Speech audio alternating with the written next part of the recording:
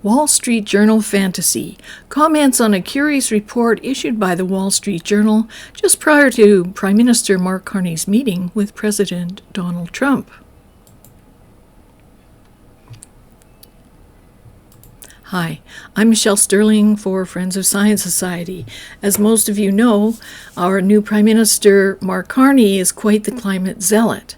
And so it's curious that the Wall Street Journal issued this report, which tries to paint him as a fossil fuel cheerleader. But Dr. Tammy Nemeth had a look at the report, and she knows the climate policies in Canada very well. And she had some comments, so I asked her permission to put them into a PowerPoint to explain it to you so that you would see that somehow we are being misled by the Wall Street Journal. Let's have a look.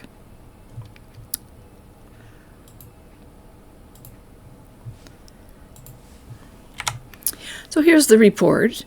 Mark Carney's shift from climate change warrior to fossil fuel cheerleader. Canada's Prime Minister scraps green policies and pledges to transform the country into an energy superpower. Well, I can tell you that millions of Canadians wish that was true.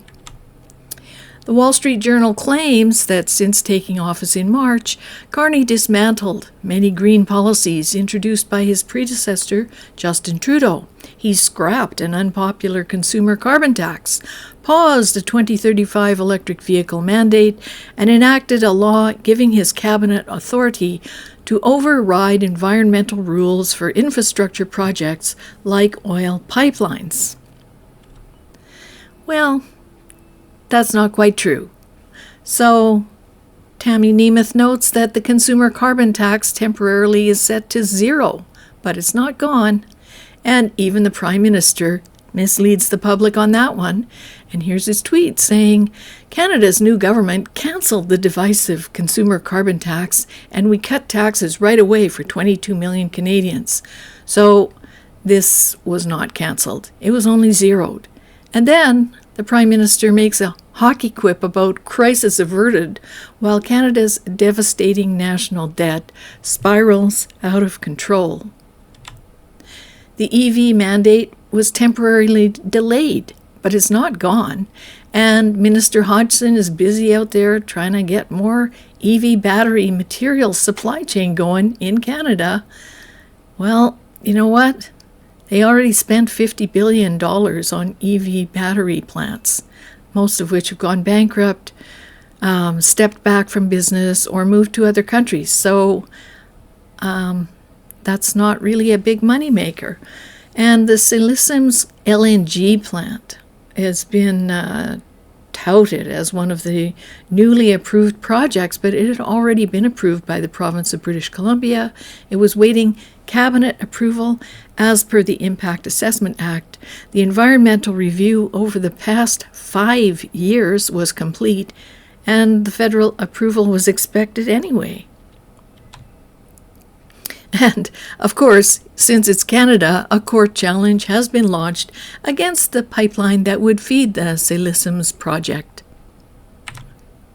Now, near the end of the Wall Street Journal article, the report does list some of the other climate-focused laws that are still intact. The oil emissions cap, the oil tanker ban on the West Coast, and the Impact Assessment Act. But it didn't bother mentioning the methane emissions standard, plastics ban, the clean fuel standard, the industrial carbon tax, the clean electricity regulations, and the Competition Bureau greenwashing regulations that make it almost impossible for a company to say anything about what it's doing in regard to the environment. Thus, temporarily suspending 2 of 9 bad laws and regulations is hardly dismantling many green policies. So the Pathways Alliance has a carbon capture and storage plan. It does have this business plan, but it's contingent upon tax credits and or some other incentive. Otherwise, the major oil producers must absorb that cost and pay the industrial carbon tax. And again, due to new greenwashing laws, they can't really talk about it a lot. So everything old is new again.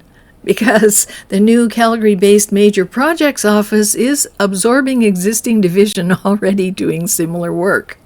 So Tammy says the touted Major Projects Office is a way for Cabinet to arbitrarily champion projects and direct investors and financing to the chosen few. The national interest projects chosen so far have already run through the environmental review process, and in one case, the project is 50% completed.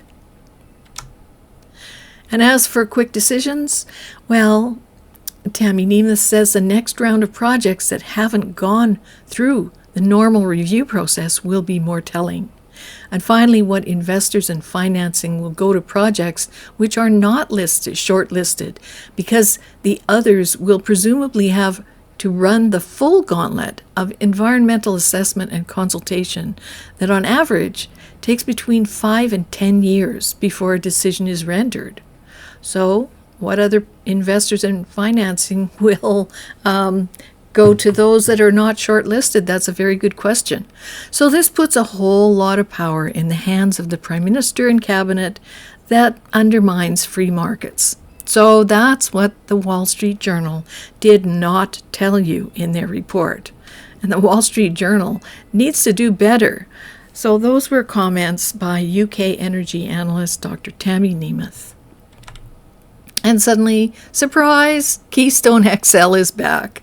So, apparently, Carney raised Keystone XL pipeline revival in a meeting with Trump. So, some people are quite excited about this idea, although the whole idea of the Carney campaign was really based on what he termed elbows up, right? That we were too reliant on the U.S. We needed to expand our markets further. So for people who don't live in Canada, Keystone XL is a pipeline that would go from Alberta down to Texas refineries and take our heavy crude there. It's an ideal match, really, because the refineries there are well suited to work with this type of bitumen. But that just makes us more reliant on the United States. Now, we do see the U.S., or many of us do see the U.S. as a friendly partner in all this, but the elbows up crowd, was looking to expand our markets, in which case you'd think that they would all be ready to approve a pipeline to the West Coast, for instance, which is our closest ocean access. That would go right through British Columbia. However, the tanker ban is still in place. Bill C-69, which we commonly call it in Canada, the No More Pipelines Bill, is still in place. So it's very unlikely that pipeline will be built to the West Coast. Plus, Premier David Eby is immediately saying, no one's going to build a pipeline in British Columbia. So these two people are commenting on why Keystone XL suddenly sounds like a great option, even though it would still have to get some federal approval, even though it's coming from Alberta straight into the U.S. But I'll show you an article a bit later that Robert Lyman wrote, which outlined some of those things. So they're quite excited here about Keystone XL. And of course, it would be great to have any kind of big project going on that stimulates the economy. And as Martin Pelletier says, Keystone would solve the problem with BC. He gets to keep Bill 69, meaning Carney gets to keep the No More Pipelines Bill and C-48 in place, along with the emissions cap. But it does the opposite of what we need in regard to getting access to global markets and improving the price we get for our oil, because Canadian oil is sold at a discount to the United States, because that's our almost exclusive market there. And regarding the fact that BC and Premier Eby in BC are being obstreperous and saying they're not going to go along with any pipeline, Norman Spector says here, speaking as a former secretary to the cabinet for federal-provincial relations, have to say that's quite the statement of Ottawa's role in Confederation. And that's because Minister of Energy Hodgson said the province of Alberta, if they want to build, that's something between Alberta and BC. We've said we'd be a constructive participant in that three-way discussion. Well, actually, it's a federal responsibility. So as Martin Pelletier notes here, they're just abdicating responsibility simply because it's not in their targeted interest to promote an actual oil pipeline. So much for the elbows up thing, hey? And this is the article I mentioned. It's called The Great Deceiver, Carney. This is written by Robert Lyman, who was a federal public servant for 27 years. He was a diplomat for 10 years for Canada. And so he offers some insights on the renewal of a project to build Keystone XL. That's on our blog. I'll let you read it for yourself. And Canada's got to do something, because as brave as elbows up sounds, we are facing $100 billion deficit, and our economy is not doing well. So as heroic as it maybe sounds to put those elbows up, we're not in a good position. So please do check out our blog for Robert Lyman's latest reports and commentaries. One is called Canadian Climate Policy, What Comes Next? And we put this out in September. And then we have Alberta Tries to Untie the Knot, which discusses Alberta's bid to build a pipeline to the West Coast. And here's a commentary report on major projects by Robert Lyman called Beyond Reason and Accountability, Mega Projects Gone Awry and Why. And there's some pretty stunning examples in there of how badly things can go awry. So join us in the race from net zero. Please do go online, get our little book here, Energy and Climate at a Glance. It gives you all the facts you need to debunk the crazy things that climate activists say. You'll have the facts right there at hand. Short little book, about 88 pages, very straightforward, colorful, very simple graphs, easy to understand. You can just go on our website and order it. $15 Canadian plus shipping. And I hope I've given you some insights into the situation that we're in here in Canada, and some food for thought. We try not to take political sides. Friends of Science is basically apolitical, but Canada is in very dire straits economically, and these particular circumstances with the many climate regulations. We have over 400 climate-related regulations and incentive programs and subsidy programs that are all wound up here in Canada. We're spending something like $476 billion on climate-related initiatives between 2020 and 2030.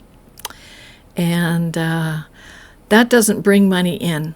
That only sends money out, usually in the form of subsidy. So we hope that this gives you some insights as to why these issues are so important to us as Canadians.